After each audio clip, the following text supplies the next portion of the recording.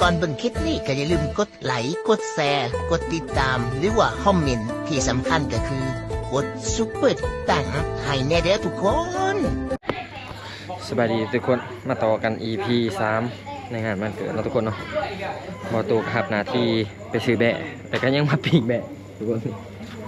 อันนี้ก็เป็นเนื้อแบะเลยทุกคนใส่เขียนเขาสิเข้าปกติเขาจะเอาเสียนเขียนใส่พวกใบพวกบัวทุกคนเขียนแต่พวกบัวเขามันเขาซื้อมาโบราณก็เลยว่าเขียนใส่ก่อนทุกคนข้างคนก็กล้าเขียนเต็มเลยเต็มเลย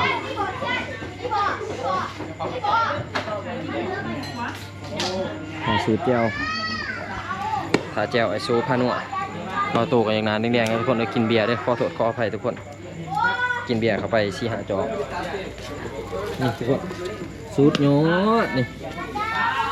แบะอ่อนๆเลยทุกคนแบะพวกผืนสาวราคาแมน1 บาทกีบ1 บาทกีบประมาณตีเป็นเงินบาทก็สิประมาณ1,000 บาทครับยังไม่ทำหามาหอดตีพันหากับ3 แสนสาว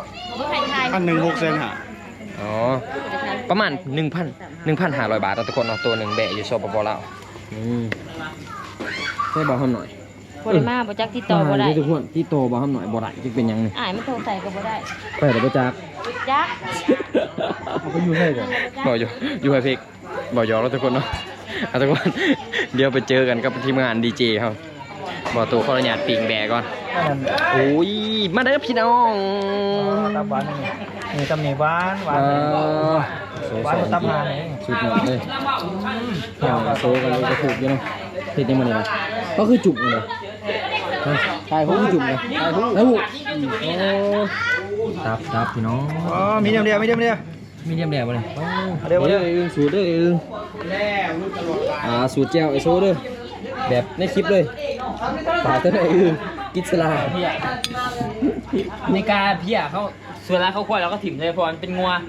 วที่เขาเรียกว่าอาหารน่ะเพี้ยมันก็ค่อยคุ้มไปเลยครับมาบีก็ได้บีก็ได้ค่อยบักดีโอ้ยมาเลยตับยอนนะพี่น้องกินเพื่อเมียใหม่ตับยอนเดี๋ยวอันนี้พอคนบ้ายังกับเมียไทยปีหัวปีเฮ้ยตับยอนทับอีลีเลยเอาเพิ่มคือเดือนผู้หนึ่งบ่เรื่องตับยอนส่วนมากเนาะกูแค้นผู้หนึ่งนี่ก็ตับยอนเลยหักเหรอเพิ่มไม่ยังคอหัวกูโยนไปก่อนกูขาหวานไปก่อนเลยหวานบ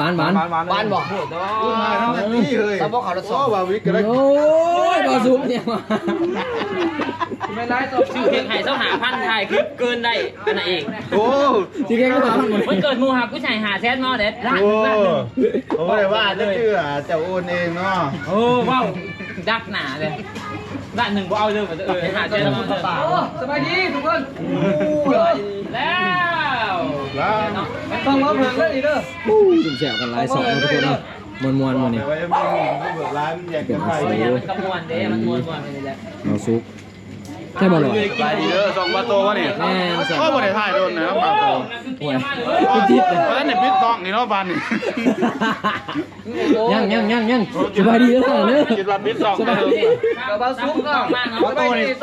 ะตูมี3 คลิปมาคลิปเพชรแก้วคลิปนึงบ่ได้คลิปเจียวต่างไหนได้อันนี้พักกันแย่งเลยทุกคนเลยพักกันแย่งเวียดนามต้องมาเอิญพักกันแย่งวะไอ้ชูโอ้ยจัดให้มันกินกันเดียวกันนะพักกันแย่งบ้านเราเลยโมเมนต์เขาไปเดินพักกันแย่งพักกันแย่งผักซองนี่เด้อพักกันแย่งโมพักกันแย่งเวียดจะลมกินไหมกินเนี่ยคือพักกันแย่งกินคือพักกันแย่งนะแมนผักซองนี่เด้อไม่ดาวซองแง่ใครทั้งต่างบอตัวไหนพวกสตอรี่วะนะพวกสตอรี่เป็นยังตัวเป็นนั่งกับสันเรื่องเป็นทายร้ายปะนะแล้วเราดีเนี่ยเอาเป็นน้ำว่าเนี่ยพวกสตอรี่กับต่างเลยไม่ต้องตับออนไลน์ก่อนโอ้ผ่านกับสตรีมเมอร์ถ้าว่าผมกับสตรีมบอสนกับอบกับแบะอันยังเนาะโอ้สบายดีเด้อพี่แจ็คโดยสบายดีโอ้อันนี้พี่แจ็คมาแต่ฝั่งนู้นโดยกงมาโดยกงเลยฝั่งนู้นโดยกงมาถึงมือแจ็คกี้นี่อันนี้ได้สิพูดแค่ไม่อยากอันนี้แหละเฮ้ยพูดแค่ไม่ต้องใช้อะไรก็จะวุ่นๆนะทุกคนนะบรรยากาศเอามาแต่ว่าน้องหน่อยกว่าได้ปะโอเคฝากไลค์โอ้ยใส่อีกป่ะเนี่ยพี่น้องมาแล้วพี่น้อง จากได้ว่าบางคำซีเหมือนนี่บอกว่าได้เนาะใครจะกินมาลาย แกผมตัวนี้ บางคำซีจะหาหายอย่างเดียวน้อง ห่างไอ้พวกตัวรูมแล้วอยู่เนาะจะมาไล่สอง อ้าวกล้องชนกล้องวันนี้ฮะได้ดอกเฮ้ยมันจะใส่ ไม่สูงมันแล้วง่ายแล้วกูตั้งแล้ว โอ้บังหาร มันมักเห็ดสูตรเจ้าเด้มันบอกคือเด้บ่นี่ กลาง ก อั ระ นไหน เทียมให เนี่ย ม่กระเทียมใหม่ก็เอ้าบ้าบ่ เออ ต้องบ่ไหม่กระเทียมอะเราเห็ด บ้านทั้งนี้เป็นเรียนข้างหน้าก ระเทียมมาตรงไหน แซ่บบ่แซ่บ กินบ่ปาดอยู่ พี่เด้อแซงมาปิ่งพี่ อย่าบอกไก่ พี่เด้อ มึงอย่าไปไก่มันได้เด้อบอกอะไรเดี๋ยวคำมันหาย นี่ขับไปได้เลยแม่นบอกอากอน บ่เห็นวันนี้ก็ออกกูหายเบิดเลย แม่นมึงบอกยังในโตเนี่ยกูยังบ่เข้าใจเลย บอกว่าแสบอยู่บ่แบนแบนอ่อนเลยนะ สุดยอด สุดยอดเลยนั่นเลยที่จะฟังเฮ้ยกระสันแต่ว่าพอมีแห้งกำลังใจไปสู่ต่อ แซ่บแซ่บแซ่บแซ่บ เป็นเจียว ข้าวเหนียวคือบ่มีแซ่บ เป็นน้ำเจียว คุณน่าบักน้อยเอาไปน้อยได้ครับพี่อ่ะหอน นี่ได้ขีดเลยได้ขีดตาหน่อยใช่ไหม เด้อกินตาน้ำแต่โอ้ย ตำหน้าหรือบททุก คุณน้าเขาหอนยังไงเพื่อนนี่นี่ยังไปเอาติ๊บหายนอกแม่มึงกับผัวไปหัวถ่ายคลิปเลยถ่ายคลิปเลย มันบ่คือที่เพิ่น มึงกับผัวไปหัวหายนอกส่งคืนนกยืนมาเถอะ พยายามไม่ต้องหอนมึงไงล่ะบ่อยเข้าไป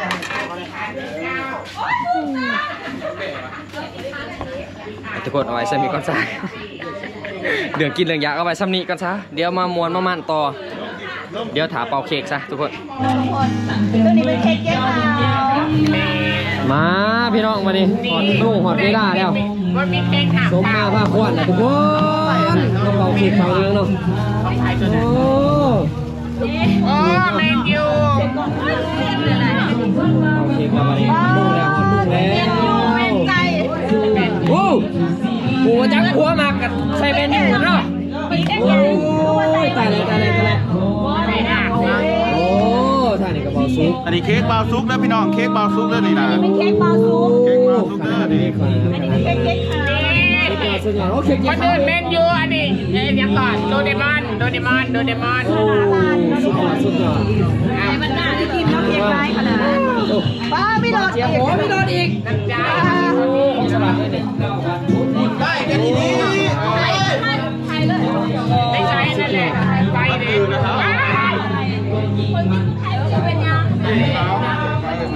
ทุกคนปีนี้ของเพลงของไม่ได้นะเป่าเค้กเป่าบิ๊ก 30 แต่อยากเป็นบุญเลยนะทุกคนพี่น้องเลย ยังไงเป็นโซนอยู่ ชุดต่อ แมนยูอีกครั้ง พี่ก็บอกยังมีนี่ เศร้าหาอย่าบอกเขาโอ้แมนยูนี่ถือแก้ชุดรอดเลยเว้ยน้ำเมียเลือกไข่ได้เนี่ยไข่คือว่าเขาจะมาอยู่บอกไม่ได้ต้องเลยแซ่บเลยเนี่ย แซ่บแท้ เมียเลือกเค้กอันนี้ให้ เอา นี่ ให้สิไต่เอาไต่ ขอใต้น้ำแดง พอเอาไต่อันนึงก็ไต่ สุดหรอโอ้ขาดสุดทุกคน ตอนนี้ก็พูดกันนิดนึงนะครับ โอ้สุดบุญไหวแน่นะแหมมาเป่าเค้กเป่าเค้กหรือสิเบิ้งสเต็ป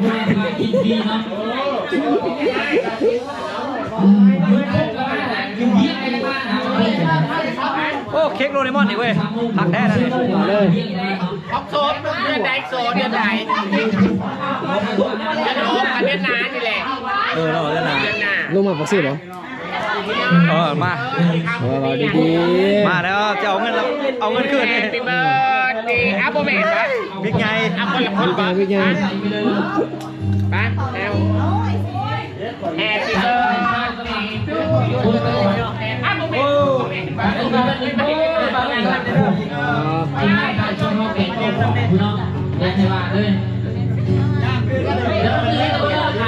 คือไรอ่ะยิ้มได้จะสองวะไลฟ์ช่องเซฟ มึงก็ได้เพราะว่าหนาไม่ได้ไม่ถอดจ้า โอ้ย ไล่วันให้เขาเห็นเนาะ ทาได้ โอ้ยเทียนกูเครื่องนึ่งเนี่ยสู้เอ้ย เขาบอลเพื่อนอีกคนนึงเนี่ยเขาบอลจับบอลแต่ละใจเด้อคนใจทุกคนเด้อมึงหางานไปงานมึงซ้ายงานมึงจะมาเพราะว่าเขาแจกเขาเนี่ยนะ จะเบิ่งนี่จะเป่าน้ำเจ้าเลยนี่ โอ้ยใจยินลูกไข่อยู่ตอนเองโอ้ยเขียนมาแล้ว กี่นกของเนาะ เขาคืนไลฟ์ก่อน นี่ ขบุญบาทนะทุกคนเนาะแฮปปี้เบิร์ดเดย์บอสซีทำมายูทูบเบอร์ลุงพลเว้ยมึงก็ยิ้มหวานเอามึงกินกัญชามาเมื่อกี้สูกัญชากูสู้มึงยิ้มหวานกินหวานยังไม่ได้ยังไม่ได้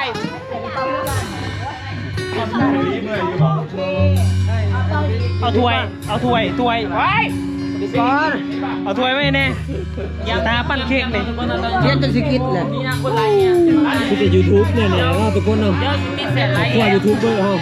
สิไปเดี๋ยวมาไลฟ์ยังสิเลยใช่หนามันคือเป็นหุ่นอะไรอย่างเงี้ยโอ้กูซูมพี่เด็กนี่เลยโอ้มีวันเกิดแท้ ขึ้นรุ่นนี้เลย นี่ไหนแฟนนี่ไหม โอ้หลายคนเอาเลยเขาจะลาไอ้เลยเมย์ เอาได้เลยถ่ายแล้วแม่เลยเยอะสวย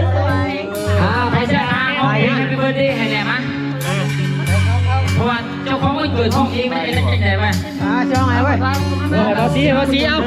บอสซีห้องมึง ตกลงยังไม่ได้เนี่ยหา ยังไม่ได้เป่า ยังไม่ได้เป่าต้องต่อแถวใดปีนี้ต้องต่อแถวเข่า ตอนนี้กำลังขึ้นไลฟ์สดทุกคนเลย ยังบ่ได้ยังรอทาทั้งอาจารย์ดนตรีเพิ่นเนาะตาเราโอ้ยละโอ้โหโอ้ย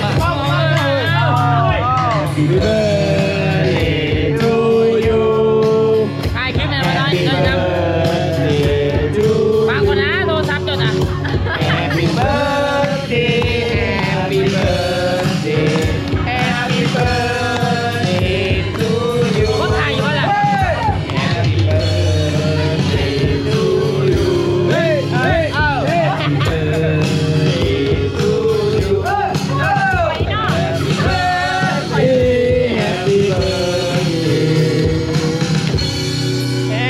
Happy birthday to you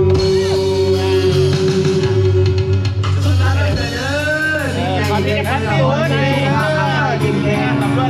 สิ่งใดขอให้ได้สิ่งใดลำด้วยเด้อ อ๋อปีนี้บอกว่ายังไงต้องขอแมนยูได้แชมป์กับพ่ออะไรเนี่ย ขอให้แม่รู้ได้ซ้ำพ่อ ขอเสียสี สุขภาพห่างไกลเข้มแข็ง ต่อไปมาโอ้มาชุก ติดมือ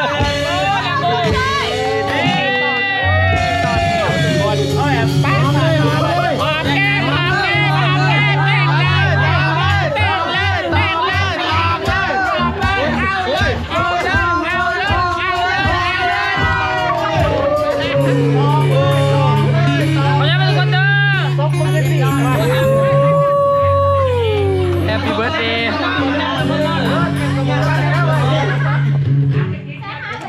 บักซีมันเห็นพูดแล้วนะทุกคนเนาะบัดนี้ ทุกคนเมื่อได้เด้อ เมื่อไหร่โอ้ย แล้วมาทุกคนเด้อ ทุกคนคลิปนี้ก็มีแต่ซ้ำนี่เนาะทุกคนเนาะ Happy birthday มวนๆน้ำกันเมื่อวะไอโซน้องไม่นำเลยทุกคนคลิปนี้จบไปเพียงซ้ำนี่เด้อขอบใจทุกคนเนาะที่เขาเบิ่งคลิปเบาโตจนจบฝากทุกคนเนาะฝากกดติดตามและกดแชร์กดไลค์กด Subscribe ให้เบาโตเด้อทุกคนที่สำคัญกับแมนเบิ่งโฆษณาให้เบาโตเด้อพี่น้องบ๊ายบายพบกัน EP หน้า